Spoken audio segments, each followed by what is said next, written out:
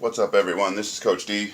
I'm going to do a quick demonstration of how I run my 3-3-5, which we call COBRA.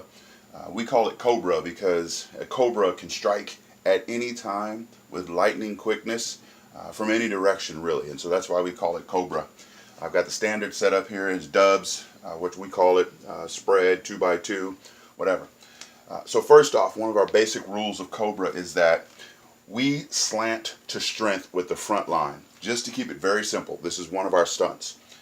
So if I don't call anything specific, we slant to strength.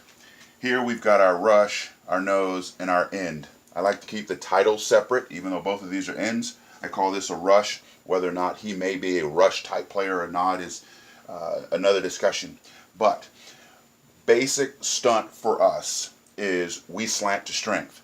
So in this scenario, we've got closed left. So our basic stunt then is going to be rush into the B gap there, nose into the play side A gap there, and in to the C gap here. What's very important, obviously, especially for our end, is that once he hits C gap, he's got to be able to read that block. He's got to be able to understand what type of pressure he's getting from the tackle so that he can quickly get back downhill if need be.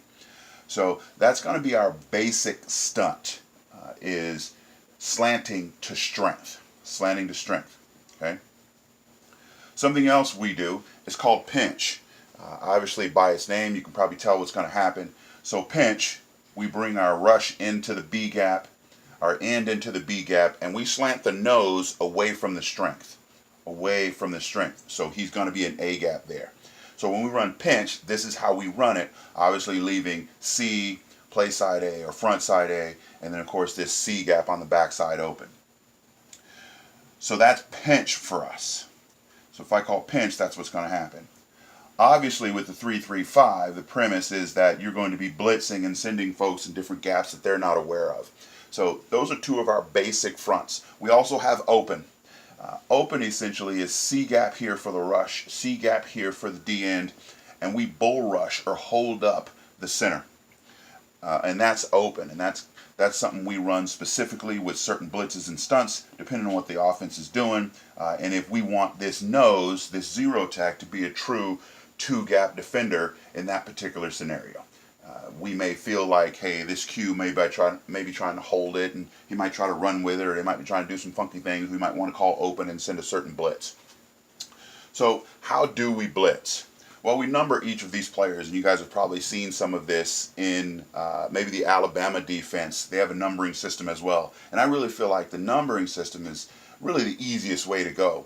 So for us, we keep all the odd numbers over here. So that corner is number 7. The strong safety is number 1. This dime here, what we call him, he's number 3. The Mike, dead center, he's number 5. Will is going to be number 4. Our bandit, which is essentially a strong safety on the opposite side, and we don't flip them unless we feel a need to personnel it per game. We're not going to flip them. So they're going to stay on the same side. So our bandit is going to be number 2. This corner over here is going to be number 6. Free safety is going to be number 8. Okay. So 7, 1, 3, 5. Almost like a front line alignment or technique if you have a 4-man front, a 7, 1, 3, 5 front. So you can see we've got the field split right down the middle. We've got odd numbers on the left side if you're on defense, and all the even numbers on the right side. So for us, if I call a basic formation, a basic stunt, we're always going to slant to strength. That's what we talked about at the beginning of this. So all these guys would slant here. And then I'm going to call a blitz. If I call a number, then that person is going to blitz to the gap that he needs to get to, because we're all slanting to strength. In this scenario, let's say I call a 34. That means 3 is blitzing, and also the 4 is blitzing. Now they need to know, because we're slanting to strength, he is going to go B gap, and he has to go C gap. So that leaves Mike to play backside A. Okay? So Mike isn't necessarily blitzing, of course, in this scenario, because I didn't call his number, but he needs to know what gap he's responsible for. So as the game goes and we begin to learn what they're doing, we call certain stunts blitzes so that we can take advantage of the offense or protect ourselves from what the offense might be doing. if we're running our cover 3 look, where this corner over here has deep thirds, of course this free safety's got deep thirds, and this guy's got deep thirds. When we vacate these zones with a blitz, it of course leaves us, it puts us in a risky situation. And so our guys have to know, how do we handle that? Okay? So if we're going to go with our basic stunt and our cover 3, which we call Fox, our deep thirds, which we call Fox, and I decide to blitz this number 4 here, okay, and let's say this H happens to be over here.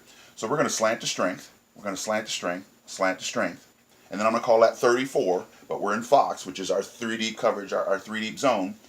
4 now knows he's got to hit this gap, 3 knows he's got to hit this gap. Mike now knows he's playing backside A because that's our basic stunt. So we're in deep thirds. Generally, we just sit here and he can play the flats. On this side, he would normally play hook to curl, but because he's blitzing, we've got a pretty big responsibility right here now for the bandit and also for the Mike. Mike has to be helping with this hook to curl zone, and this bandit has to be ready to play back up to that hook to curl, not that hook, excuse me, just really to that curl and then down over to the flats. Okay, same thing would be happening on the other side. So that's just a couple looks at how we run our COBRA 335 and our numbering system and how we blitz it. So the thing that you have to be able to teach, though, if you're going to run this defense, is how to play off of these blocks and to know what type of block you're getting. You have to be able to feel the pressure. Is he trying to wash me down? You know, if I'm blitzing out here to this C gap and this guy's riding me out wide, I got to know how to, what we call King Kong. I got to hold that gap. I got to King Kong in that gap, stand strong, beat my chest, and not allow him to move me way out here so they can run any sort of zone read or whatever they may be doing, okay, and quarterback pulling. So we have to teach that first before we get into all this other stuff, because this is the easy stuff. I mean, I can easily say, hey, we're going to slant the strength, and I'll call a 34, I'll call a 52, I'll call a 51, and we can do all these crazy things. Hey, we can call a 251, and we can blitz everybody, have the will and the dime stretch out, have the free safety get ready to play shallow, hot routes, whatever it might be. Do a lot of crazy things with this defense. But these kids up front have to know, I can't get way upfield, get washed out, get washed down, get set inside a wall and not be able to play my gap responsibly. So that's how we do it, some of the basics there. If you need to know more, just hit me up in the chat line and I'll get back to you, and we'll talk a little bit more about some of the things we do, run fits, and of course playing different coverages. Thanks a lot.